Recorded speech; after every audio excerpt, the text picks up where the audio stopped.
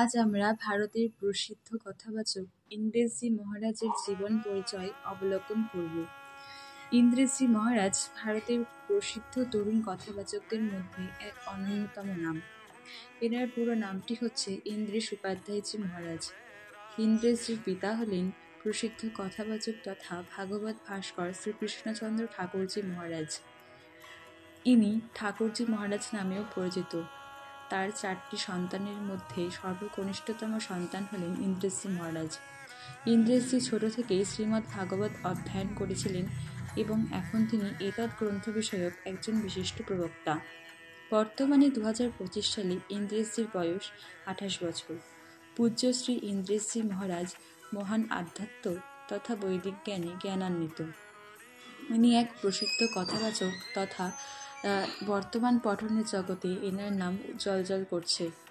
তিনি তার সুমধুর স্বরের মাধ্যমে এবং সহজ সরল সাবলীল ভঙ্গিতে শ্রীমদ্ ভাগবত পরিবেশনের মাধ্যমে অনেক যুবক যুবতীদের ভক্তিপথে এনেছেন। তিনি এক গোসবেজ্ঞ বটে।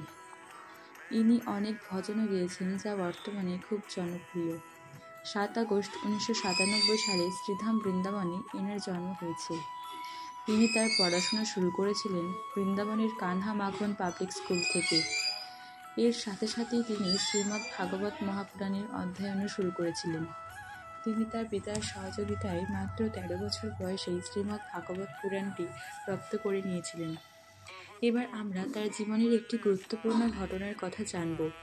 তিনি তার কথাই বলেছিলেন, একবার তার কথা যেখানে হয়েছিল তার পাশেই একটি মাঠে কয়েকটি তরুণ ছেলে খেলতে আসতো এবং নেশা করত, কিন্তু তারা কখনোই কথা শ্রবণ করতে আসতো না। একদিন তিনি কথা শেষে মঞ্চ ছেড়ে নামলেন এবং ছেলেগুলোর কাছে গিয়ে বললেন, দাও ব্যাট আমাকে দাও, আজ আমি তোমাদের সাথে ক্রিকেট খেলবো। বাচ্চারা বলল, মহারাজজি আপনি আমাদের সাথে খেলবেন? ইন্দ্রজি মহারাজ মুচকি হেসে বললেন, আমি তোমাদের সাথে খেলবো এবং আমাকে এই খেলাতে তোমরা হারিয়ে দেখাও। যুবকদের সাথে তার এই বন্ধুত্বপূর্ণ আচরণে যুবকরা বিশেষভাবে প্রভাবিত হয়েছিল। যুবকরা পরের দিন থেকেই তারা কথা শুনতে প্যান্ডেলে আসতে শুরু করেছিলেন।